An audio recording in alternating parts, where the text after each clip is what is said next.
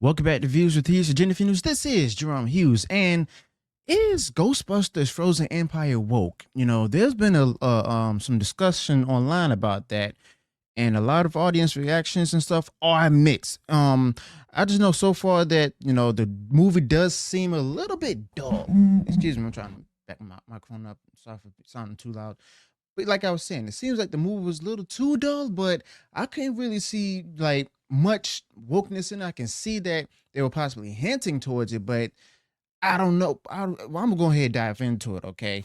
So yeah, Ghost, Ghostbusters Frozen Empire in theaters now. A lot of people have mixed reviews. Y'all see me on the past pro show this past Thursday when they talked about it.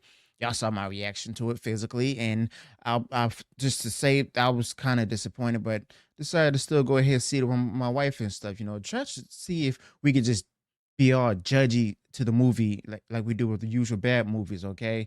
And so Ghostbusters Frozen Empire. This out stirring up a lot of buzz right now, and but not for all the reasons you'd expect. It's actually diving headfirst through some hot waters, trying to juggle honoring the classic Ghostbusters movie while many people are saying that they're trying to attempt to step into modern storytelling shoes, particularly by weaving in a woke LGBTQ plus subplot. Okay, Ghostbusters Frozen Empire it was inspired by what many call the Kathleen Kennedy style, with adding the whole feminist narrative and LGBTQ diversity, woke elements and all, and has folks talking and not always smiling.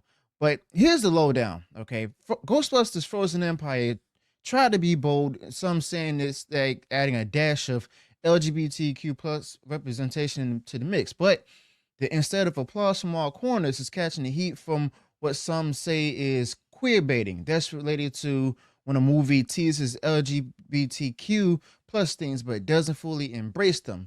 But on one hand, it did give nod to the times. On the other, it did end up walking into a tightrope over a canyon of divided opinions. Okay, but to actually expose what was really happening, I'm gonna have to step into like some spoiler territory. Okay, it's not spoiler territory, but just giving you about what happens at the beginning of the movie. Okay, so basically, the character Phoebe Spangler, she was simply just sidelined and everything after being discovered that she's a minor going out with Ghostbusters to go ahead and catch ghosts and everything, and they called simply deemed that as child labor. All right, and in order to keep her family safe and everything from being in further trouble having their home taken away, uh mom had to sideline her from going out and catching any more ghosts. And then later on she meets a ghost happens to be a female and confides in her. Okay, I didn't see any romance involved, but I can see how it was actually being tiptoed into the lines of the woke elements of the whole LGBTQ bias propaganda and everything. But the fact of the matter is, I didn't really see much of that, but I could see how it was being tiptoed into it. But at the same time, the story was a bit dull. There was some good parts in the movie and all of that. It could have been better, but if it's also depending on if the box office does good and stuff, there could be a sequel. Okay, and hopefully they could do better by in that one if there's a sequel. But going back a bit, remember the whole deal with the whole 2016 Ghostbusters remake, right? Yeah, the one that flipped the genders on the iconic team and stuff, where they went from men to like all female backing with one dumb male played by Chris Hemsworth. Now that movie and its backing up Hillary Clinton during the election back in 2016 kind of set the stage for the movies getting caught in the crossfire of politics and public opinion. Fast forward, and here we are with Ghostbusters Frozen Empire trying to chart its own course, but inevitably bumping into echoes of the past. Now, despite the mixed bag of reactions, there's actually some cool stuff in Ghostbusters Frozen Empire. It does pay tribute to the original series, including some faces as well as hints of more ghost busting adventures on the horizon. As y'all can see in the photos here, Slimer is back. Okay, and like I said, it does pay tribute to the original series, including like newer faces and stuff, and most more ghostbusting adventures on the horizon. Now, whether we see to whether we get to see those adventures though, hinges on how well Ghostbusters Frozen Empire does at the box office and whether it can navigate the choppy waters of public opinion. So, the $1 million question here is that is is Ghostbusters Frozen Empire worth your time?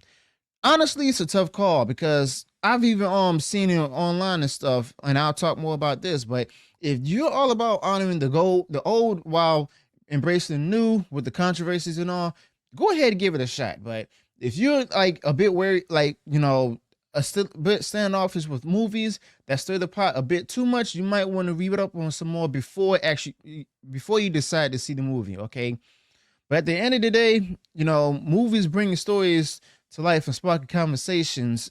With Ghostbusters Frozen Empire is doing just that, for better or for worse and stuff. I do want to hear your take on this. And as my wife and I left out of the theater seeing it, I mean, my wife did say something that she loved movies that has like that teaches a lesson. She noticed that different movies teaches different lessons and stuff, and she liked that. But I also wanted to like try to explain. I explained to her that it's depending on if the message and stuff is acceptable or not, because a lot of people may not accept a certain message and stuff. They like, simply put, people don't want a political message. Okay, they'll take a philosophical message. They'll take a message of being like how good is outweighs the bad and everything.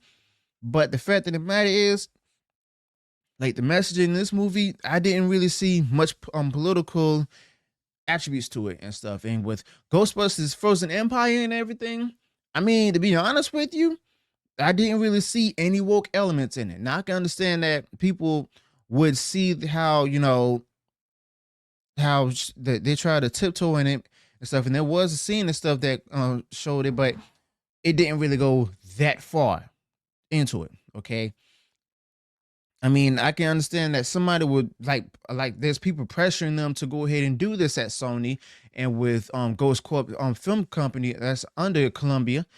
But the fact of the matter is, like, when people actually seeing this should go ahead and give the creators behind this movie, Ghostbusters Frozen Empire, their urge to make a sequel and to not keep that element in there, but to make sure that they're not going into that direction. Okay, because it did seem like they were going into that direction in this movie, but they really weren't. Okay, and I can understand that people are frustrated about that, and they rightfully should be, because we're in an age where a lot of films and shows and stuff are actually either queer baiting or just go ahead and put a whole woke agenda out there, all forthright and everything.